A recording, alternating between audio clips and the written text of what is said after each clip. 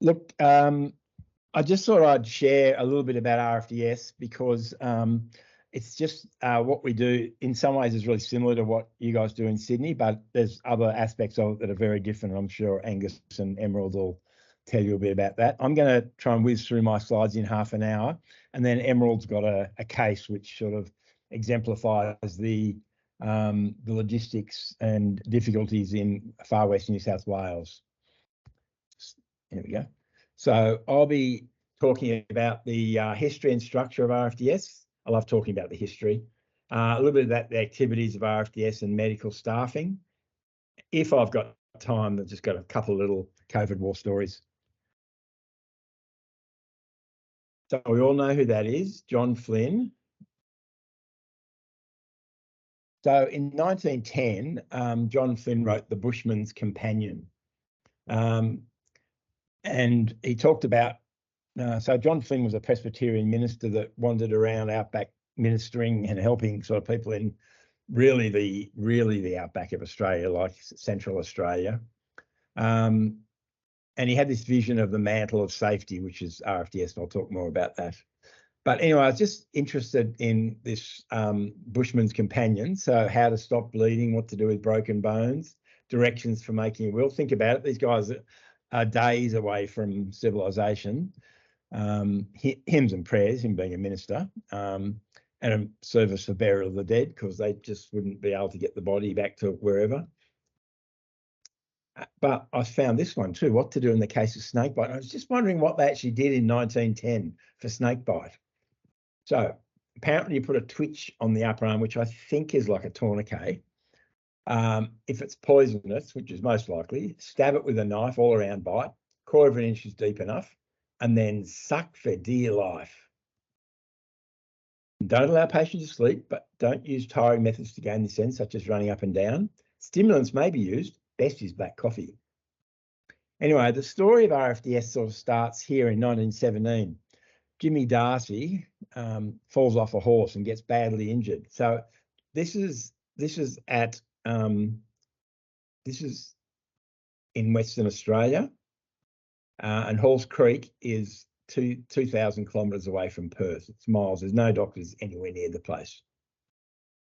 So what do you do when you fall off a horse? There's no doctor and you're in Halls Creek in 1917. Well, you go to the post office. The guy with the funny hat on, the second from the left, it's Fred Tuckett, and he was the postmaster. So he takes him to the post office. He then Morse codes his mate in Perth and says, look, what do I do? This guy's got all these injuries. So his mate in Perth contacted his local doctor. And so this guy, Joe Holland, was giving advice, I think by Morse code. This went on for a few weeks. And although the First World War was still going, it sort of made headlines, this sort of story about this injured guy and in the remote part of Australia. So anyway, then Joe thought, oh, look, I better go and see him. So he jumps on a boat, goes up to Broome, and then gets in a car which breaks down. Then he found a horse and he arrived the day before he died. So the next hero in this, Flynn was a bit interested in this, but the next hero was a guy called Clifford Peel. He was a medical student from Melbourne who happened to have joined the Royal Flying Corps, which is a precursor of the Air Force in the First World War. And he wrote this famous letter saying, you know what, I reckon we could use these planes for rescuing people in outback New South Wales. And he had all this, all detailed about costs and safety. And think about it, 1917, the Wright brothers hadn't long made the first flight. So it was really infant. There wasn't much of an aviation industry. They were only using it for military. And so this laid the groundwork. And the sad part of this story is that Clifford Peel died a few weeks before the war ended over German lines. So first flight was 17th of May, 1928. We had our 95th birthday last week. We think we're the oldest retrieval service in the world, but I'm not sure. But the other problem in those days was, how do you actually get help? There's no phones or anything, and there's no power. So Alf Traeger invented this pedal radio in 1929, which all of the stations had. Then they could radio in for help. So 1937, Southeast Section, as it was called, started. That was in Broken Hill. And then Dubbo started in 2001. And as you may or may not know, because no one uses cash anymore, but John Flynn's on the $20 note. And there's a whole lot of stuff around the history of RFDS, specifically on the $20 bill.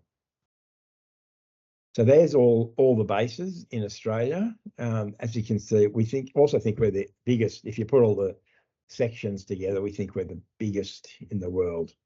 I suspect that's probably right. It is a bit weird, the RFDS structure, that they share the brand and share a lot of things actually, but they're completely separate organisations with a separate board and separate CEO. However, there's a lot of, at the moment, we're collaborating on developing an electronic health record for Retrieval, which in fact Central Ops, which is the Adelaide, South Australia, Northern Territory branch, they're actually using it. They've actually gone live with it, and we're going to be going live early in July. So, but that's a lot of collaboration for that sort of stuff. But they are financially different organisations, although there is a national office that gets money from the Commonwealth government and divvies it up amongst the different sections. So federal fund, Carl Harvey is always bloody teasing me that RFDS gets government money, then they top it up with donations. That's actually not quite true, Carl. So we actually have a contract with New South Wales Ambulance to provide services out of Dubbo and Broken Hill. We also get money from the federal government for doing primary evacuations and primary clinics. But we also get donor funding. We've got some business arms like non-emergency transfers, which actually isn't making any money, but supposed to be making us money. But it is a charity, and the money doesn't go into anyone's pocket. It's used for further services. So there's a lot of services that are unfunded by any government, particularly clinics we're doing out of Dubbo at the moment in very small towns that are not serviced by any GPs. So you can see we've got a base in Dubbo and Broken Hill. You can also probably see that Broken Hill is a long way from anywhere. It's a good few hours from Sydney. So Dubbo base, that's slightly different what happens on the bases. So Dubbo base we mainly do inter-hospital transfers tasked by ACC. So we've got King Air B200s. We're getting rid of our 350s.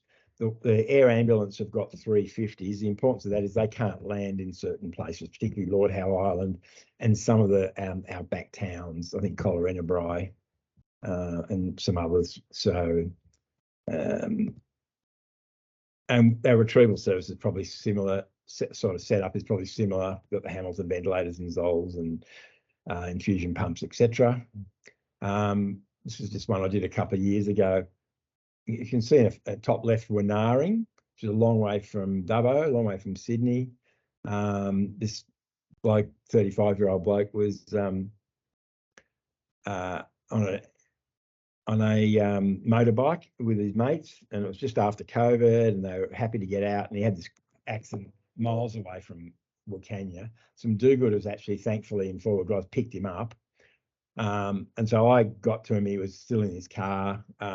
He was in so much pain, I gave him a heap of fentanyl, poor bastard. He had like multiple fractured ribs and a hemothorax. That was sort of just getting the butterfly out of a bit of a look, while he's still in the car. It was just, you see the sun's going down, you're in the middle of nowhere. Pilot having a bit of a help.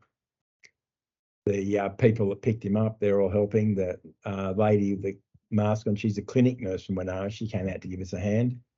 And then we sort of get him back. The views over the outback was very wet at that stage and a lovely sunset. But we also do road transfers as well. So we've got that set up in Dubbo, and that's got all the retrieval stuff set up as well, so we can do them. Is Shannon in the room? I think I saw she was going to give a talk on something, but that's Shannon after she did road transfer from Wellington. Looked pretty happy, obviously did well. Broken Hill's a bit different. We have a mixture of more primary evacuations to some of the remote properties and into hospital transfers, particularly out of Broken Hill to Adelaide, but we also do telehealth. So we've got 5 sites that have all got these cameras in, or they're changing around a bit. You can see down the bottom there, we do Menindee, Wilcannia, Tibooburra, Ivanhoe and White Cliffs, and they've all got those little cameras in there. So there's just some screenshots. I'm not sure how much people are familiar with these cameras. They're not allowed to record on them. That's specifically for privacy reasons. We can take screenshots, and you can zoom in. It's quite good acuity. This is a real arrest that I dealt with. And what's wrong with that? I wish I could hear you all, but anyway, clearly it's a non-shockable rhythm. So it said stand clear and actually delivered shocks, until I found out in the bottom left that's manual mode. So there's a button you press to take it out of manual mode. And that's actually really important because, as one of my colleagues pointed out, if you don't do that, you've actually got 2 team leaders. You've got the machine being a team leader and you've got yourself being a team leader. That was just someone that's in Burke, actually.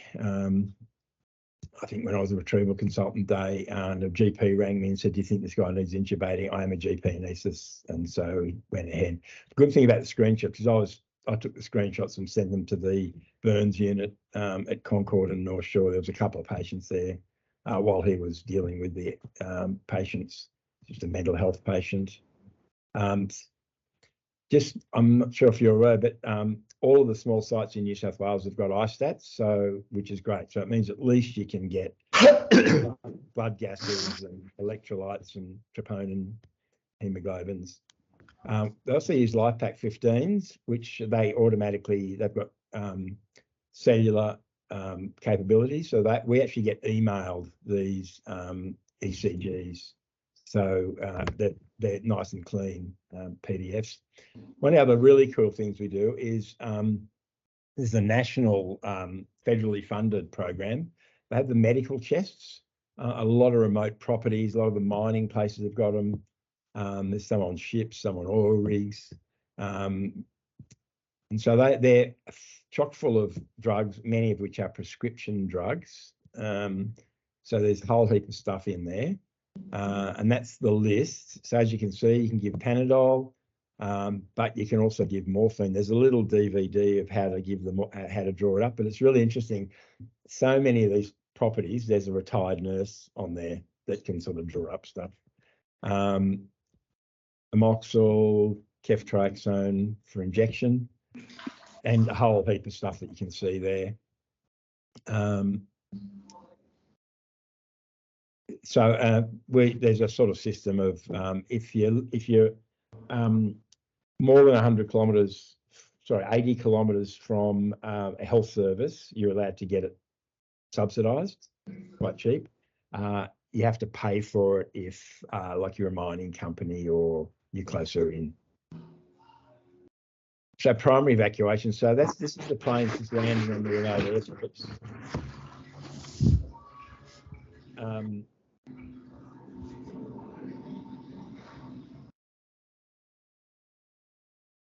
Thank you, Cliff. I think that was you giving us feedback. Yeah, it's cool. We sort of land on these remote airstrips, and that's you don't have to look at it. That's a map with a whole lot of dots, and on it gives you gives the pilot some idea of how long the strips are. But they'll always ring. It's amazing. A lot of the people ring in and say, "Oh, we've got an RFDS strip on our property," because a lot of the properties are very large, like measured in square kilometres rather than acres. Training. So, the generosity of Sydney HEMS is terrific. Like that, all of our registrars go down and do all the same stuff that you guys do. But at the end of that week, we then have another week where we do a bit of RFDS specific stuff. This is Kiri, who I think might be actually listening in here. So she's been with us for a few years now, but when she first started here, she'd basically just arrived from the UK. So we have a farm day. So it's one of the flight nurses' farms, and he on purpose let out all the sheep. And so there's Kiri trying to manage an airway. I can see how she's flushed, trying to manage an airway with all the sheep, and you can't get they're all bleating, there's all these sheep running around us. So trying to get a desensitizer. Now, who's that handsome young man there? So as you can see, we do a lot of the farm stuff, the outback stuff, and you can see the horse in the background there. The horse was a bit interested, actually. He's a bit interested in our oxylog, so he was a bit unhappy that we didn't have a Hamilton, so we changed over to the Hamilton after his advice. So we do a whole lot of stuff, a lot of airway stuff. We've got a vomit machine, so we do drills with green stuff coming out of people's mouths. I'll just talk a little bit about medical staffing. It was interesting for me. I started this job about 7 or 8 years ago as the Chief Medical Officer. So historically, they used GP to provide clinics and do retrievals, but unfortunately, there was a variability of critical care skills. So there's a whole lot of GPs that are GP anaesthetists with good critical care skills. But unfortunately, just before I arrived, they'd recruited at half a dozen UK doctors with no critical care skills, and said, "Oh, it's okay, we'll train you up, we'll send you to an airway course," and it was an absolute disaster. So over time, we changed our medical model so that we would only basically split the roster so that there's primary health doctors, there's retrieval doctors. We've got one at the moment that can do both. That he has got good airway skills and critical care skills. So all of our doctors actually are based out, most of them anyway, based in Dubbo, and rotate like about a week a month out there, which included when Angus was with us, and that's what Emerald does as well. So basically, we have GPs with no critical care experience, rural generalists that do have critical care skills, but mainly we've got anaesthetic and ED consultants and advanced trainees in anaesthetics or emergency.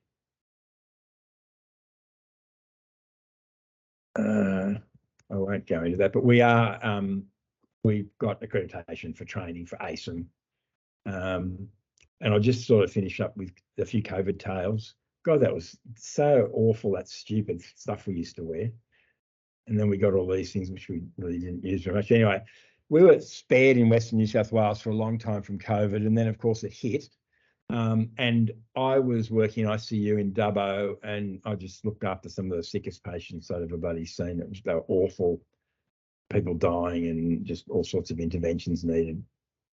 And then it crept into Wilcannia, and we thought, actually I was talking to Gary Tall, and we were saying, God, there's no doctor out there. And so I said, well, maybe RFDS should go out there and at least just sit there for a bit.